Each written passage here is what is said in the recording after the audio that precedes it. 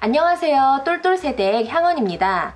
오늘은 신혼부부의 돈 모으는 방법에 대한 이야기를 하려고 해요. 이 내용이 궁금하시다면 이번 영상도 끝까지 확인해주세요. 결혼 후 얼마 안 돼 남편의 지인으로부터 월 생활비가 20만원이라는 이야기를 들었어요. 저희보다 한 달 정도 앞서서 결혼한 신혼부부였거든요. 저는 생각보다 너무 많이 놀랐어요. 어떻게 생활비를 20만원 밖에 안 쓰지? 저희는 결혼하고 주말에 장을 보러 가면 일주일에 10만원에서 15만원 정도는 생활비로 썼거든요. 그러면 적어도 저희는 60만원 정도를 쓰면서 살고 있었는데 어떻게 20만원으로 생활이 가능하지? 라는 궁금함을 가지고 인터넷 검색을 하기 시작했어요. 그 중에서 저는 월급쟁이 재테크 연구라고 하는, 줄여서 월재연이라고 하는 네이버 카페에 활동을 하기 시작했어요.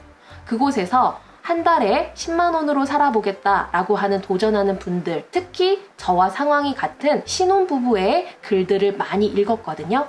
그러면서 우리도 할 수 있겠구나, 나도 충분히 가능하겠구나 라는 생각을 했어요. 그렇게 활동을 하면서 제가 실천한 부분들을 3가지로 전달하려고 해요. 우선 첫 번째는요, 선저축 후 지출이에요. 지난 영상에서 제가 통장 쪼개기에 대한 이야기를 하면서 여러분들에게 저희의 도식도를 보여드렸어요. 저희는 남편의 월급과 아내의 월급이 들어오면 그 중에서 가장 최소로 필요한 돈들, 고정비와 변동비를 계산한 다음에 그것을 각각의 통장에 먼저 넣어뒀어요. 예를 들어 300만원을 벌었을 때 150만원 정도를 우리는 변동비랑 고정비를 쓰는구나. 그러면 나머지 돈이 150만원이 남는구나. 그거를 전부 다 저축을 하는 거예요. 그러면 1년에 모을 수 있는 돈이 1,800만원이라는 것을 확인할 수가 있거든요. 1,800만원이면 생각보다 작네? 혹은 우리 이 정도나 모을 수 있네? 라고 생각을 하실 수가 있어요.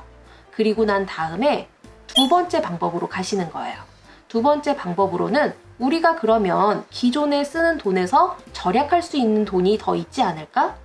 혹은 내가 기존에 벌고 있는 돈보다 더 많이 벌 수 있는 방법이 있지는 않을까? 라고 생각을 해보는 거예요.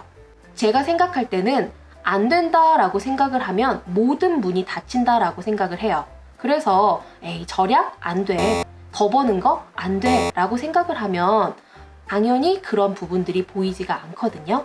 근데 간절한 마음으로 우리가 1년에 3천만원은 모으고 싶어 라고 생각을 한다면 기존의 1,800만원에서 1,200만원 정도를 어떻게 해야 더 벌 수 있을까? 혹은 내가 더 줄인 만큼의 돈이 생길 수 있을까? 라고 간절한 마음으로 찾게 돼요.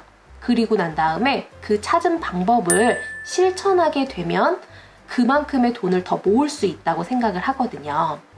저희 부부는 노아 통장이라는 통장을 만들어 뒀어요. 이거는 기존에 있는 통장이 아니라 저희 부부가 통장에다가 이름을 붙였어요. 노력 플러스 아낌, 이 두 앞자리를 따가지고서는 만든 통장인데요. 노력은 저희가 부수입으로 만든 돈, 아낌은 기존에 쓰는 돈에서 절약한 거, 아낀 것을 모아둔 돈들이에요. 예를 들어서 저희가 부수입이 생겼다. 근데 그 돈을 기존의 생활비에서 합쳐서 쓴다거나, 혹은 고정비 나갈 거를 그 통장에서 빼서 쓴다거나, 혹은 비상금으로 사용해야 할 용도로 쓴다면 저희가 부수입을 모은 거, 아낀 것들의 돈들이 산산조각 나듯이 흩어져 버려요. 그래서 저희는 결혼하고 나서 1년, 2년 이 시간이 흐른 다음에 이 돈들을 이 통장 안에다 모아뒀거든요. 저희가 처음에는 맞벌이를 하다가 외벌이로 전환을 하고 나서 제가 특히 위축되었던 부분들이 있었어요. 내가 그동안에는 돈을 이렇게 벌었는데 뭔가 돈을 벌지 않고 그냥 집에서 혼자 있다는 생각에 뭔가 남편에게도 미안한 마음도 들었고, 내가 더 할 수 있는 게 없을까, 이런 생각을 외벌이를 하다 보니까 많이 생각이 들었거든요. 그래서 이 통장의 돈이 늘어나면 늘어날수록 제 자존감도 더 많이 올라간다고 생각을 했어요. 결국은 내가 현실에서 어려움을 겪는 것들을 해결해 나가야지만 나의 문제가 해결이 된다라는 생각을 많이 하거든요. 그래서 이 통장은 저희가 따로 분리를 하고 이 절약한 것들 그리고 부수입으로 모은 돈들을 이곳에 넣었어요. 앞으로 절약에 대한 부분, 부수입을 늘리는 방법에 대한 영상도 차근차근 올려보도록 할게요. 세 번째는 매달 자산을 확인해 보는 거예요. 결혼을 하고 돈을 모을 때 이 돈을 모아서 어디에 쓰지? 라는 것에 대한 대화를 충분히 하는 게 필요하다고 생각해요. 저희 부부는 우선적으로 돈을 모으면 내 집 마련을 하는데 쓰겠다라고 목표를 정해뒀어요. 그러고 나니 현금화할 수 있는 자산에 대해 매달 파악하는 게 필요하겠더라고요. 그래서 연금에 대한 거는 저희가 저축한 비용에 넣는 것이 아니라 고정비로 포함을 시켜놨어요.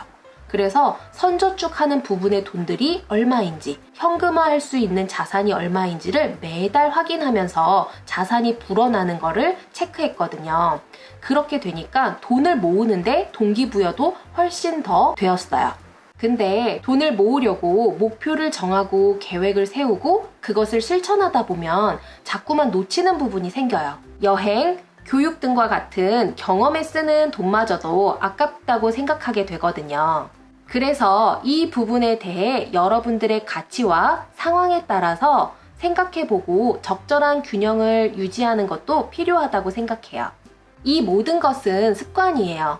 돈을 먼저 저축하고 남는 돈으로 생활하는 것. 이렇게 작은 습관들이 모여서 여러분들이 부자가 될 수 있는 기초 체력을 키운다고 생각해요. 오늘의 내용을 정리해 볼게요. 첫 번째, 선저축 후 지출한다. 두 번째, 더 줄일 수 있는 방법과 더 벌 수 있는 방법을 찾고 실천한다. 셋째, 매달 자산을 파악한다. 오늘 영상 도움이 되셨나요? 제가 생각하는 돈 모으는 3가지 방법이었는데요. 여러분들의 돈 모으는 방법은 어떤 것들이 있으신가요? 여러분들의 의견을 댓글로 작성해주세요. 오늘 영상이 도움이 되셨다면 구독과 알람 설정 부탁드려요. 오늘도 감사함으로 가득하고 풍요로움으로 가득 채워진 하루 보내세요. 감사합니다.